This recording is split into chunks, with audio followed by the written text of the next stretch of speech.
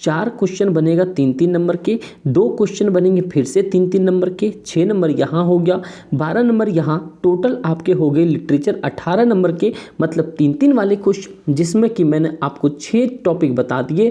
पहला, मैडम अगर अच्छे से करते हो तो आपके 12 नंबर मोस्ट प्रोबेबिलिटी है कि इनमें से 8 से 9 नंबर बन सकते हैं। 12 नंबर के लिए 3 चैप्टर बता दिया, एक तो बता दिया द मैडम द राइड बस, ठीक है, दूसरा बता दिया आपको प्रपोजल, एंड थर्ड वाला कस्टर्ड ड्रैगन वाला। अगर आप इन तीनों को कर लेते हो तो सकना लिटरेचर के अंदर में सिर्फ 5 चैप्टर ऐसे हैं जो आपको दिल दिमाग में बिठा के रखना है। सबसे पहला याद रखो, आप जो 4 नंबर के 4 क्वेश्चन जो 3-3 नंबर के पूछेंगे, ये जो 12 नंबर है, इस 12 नंबर के लिए सिर्फ आपको 3 चैप्टर को फोकस करना है।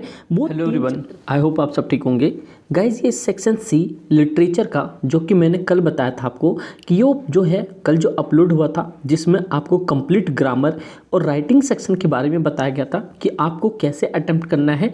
वो वाली वीडियो जो कल अपलोड हुई थी वो और इसे, अगर आपने कंप्लीट इस दोनों वीडियो को देख लिया तो आपको इंग्लिश का टेंशन ही दूर हो जाएगा। पर्टिकुलर प्री बोर्ड के लिए मैं बोल रहा हूँ। तो अगर आप लोगों ने जो नहीं देखी कल वाली वीडियोस, आप उसे देख लो।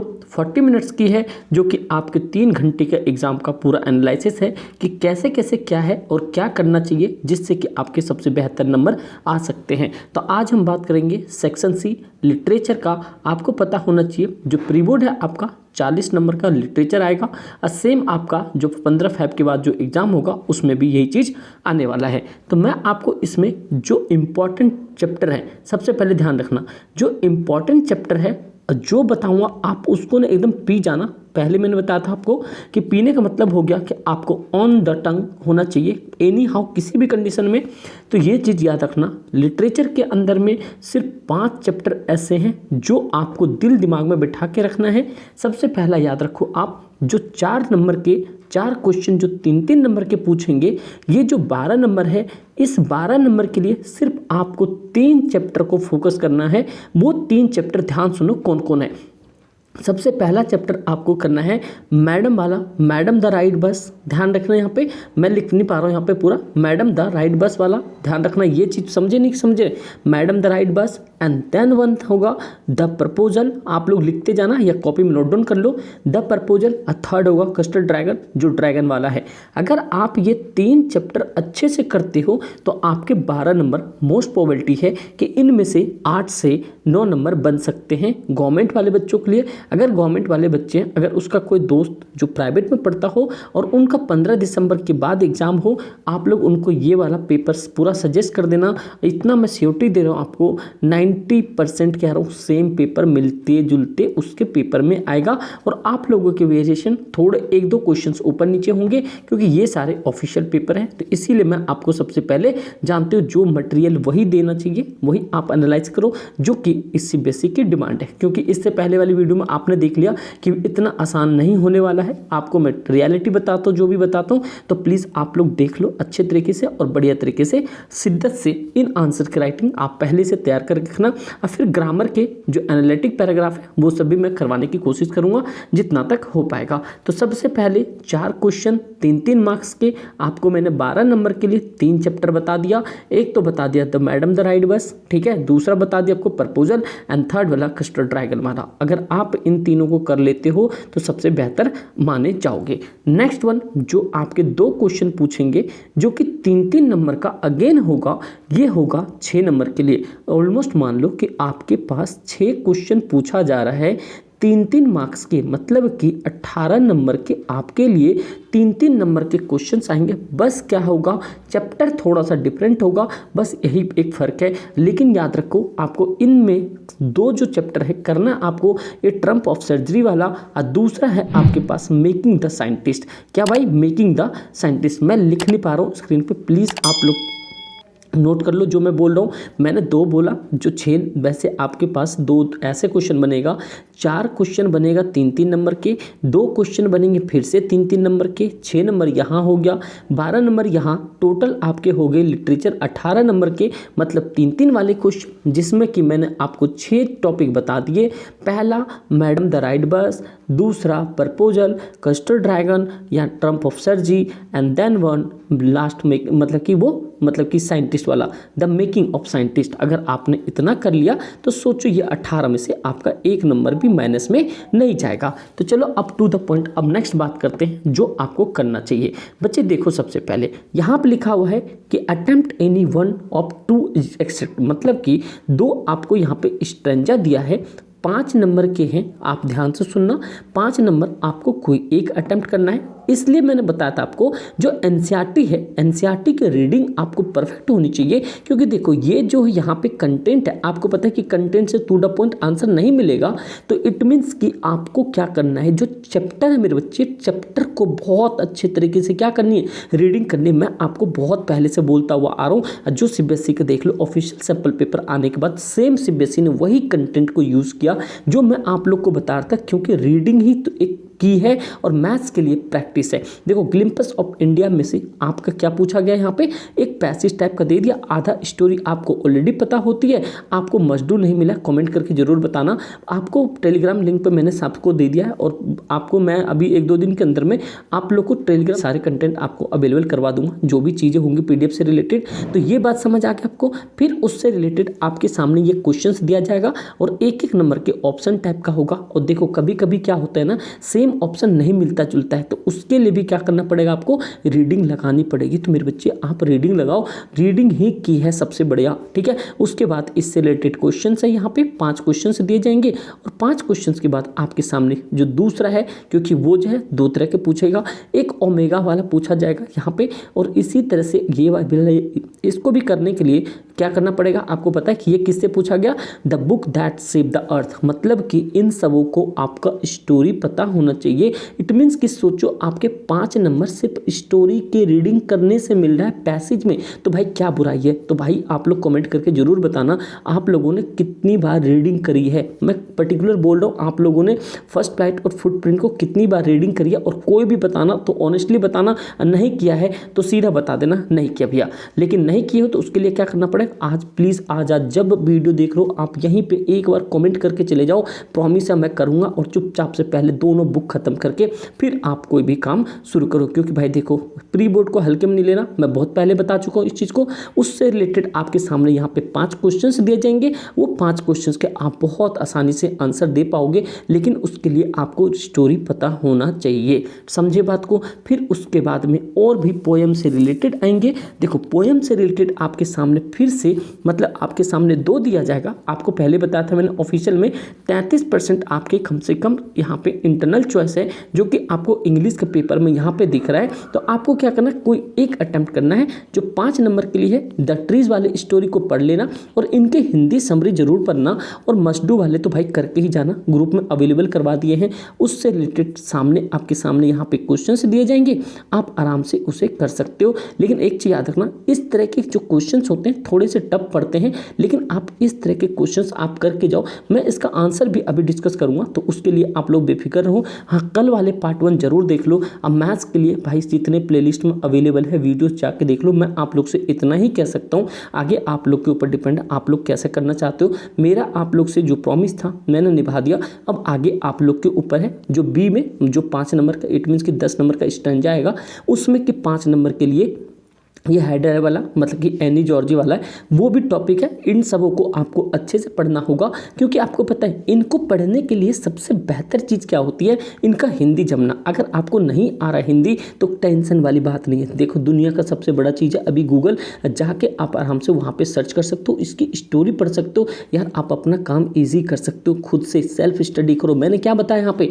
सेल्फ स्टडी, और अच्छे तरीके से कम टाइम इधर उधर वेस्ट करो। एक जगह कहीं पर भी हो, यहाँ पे हो कहीं पे भी, जहाँ पे आपको लग रहा है कि हाँ भाई कोई भी एक सटीक मटेरियल अवेलेबल करा रहा है, आप वहाँ पे अपने आप को इन्वेस्ट करो और फटाफट से कम समय में अपना टाइम देके सेल्फ स्टडी में लग जाओ। जैसे मैंने बताया सेल्फ स्टडी सक्सेस का की है, तो इसीलिए चैनल का नाम भी एसएस पाठशाला रखा गया है, समझे बच्चे। तो इसीलिए अब इस तरह के क्वेश्चंस आ जाएगा तो आप यहाँ से सारे आंसर कर लोगे। उसके बाद बचती है अब कहानी चलेगी दौड़ के।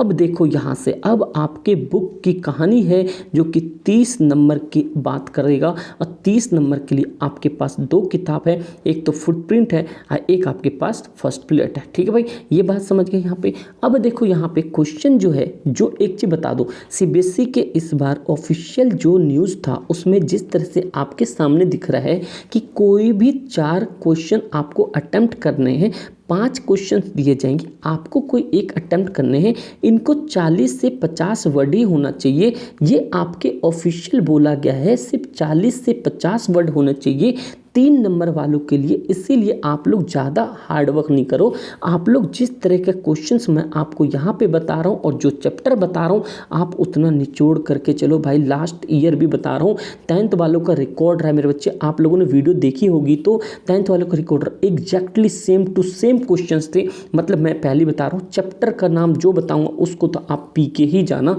वो मैं ऑलरेडी शुरुआत में भी बता चुका हूँ और अभी भी मैं आपको डिस्कस करके बताऊँगा, तो उसके लिए बेफिक्र रहो। इन सब चैप्टर को क्या करना है, इन सब चैप्टर को सबसे पहले करना है आपको रीडिंग करने के बाद आपको इनके बनाने हैं शॉर्ट की नोट। मैंने आपको पहले भी डिस्कस किया है, क्योंकि आप मेरी बात मान के चलो, मैं 10 साल से पढ़ा रहा हूँ भाई, मुझे बहुत एक्सपीरियंस है। अब बहुत ऐसे बच्चे भी गए जो कि 90, 95 ऐसे स्कोर गए। लास्ट टाइम आपने रिजल्ट देखा, मैंने पोस्टर आप लोग के साथ भी शेयर किया था, समझ रहे हो ना। तो मेरी बात आप समझ के चलो अच्छे तरीके से। एक बड़े भाई जैसे एक गाइडेंस में आपको कभी गलत नहीं दे सकता, ये चीज़ पता है आपको। सबसे पहले एक चीज़ देखो यहाँ पे कि एनी 4 कोई भी 4 अटेम्प्ट करना 30 से 40 वर्ड ईच के लिए, तो जिसमें कि आपको पता है कि जो ये 4 क्वेश्चन है 3-3 नंबर के, मतलब कि 12 क्वेश्चन, मतलब 12 नंबर हो गए।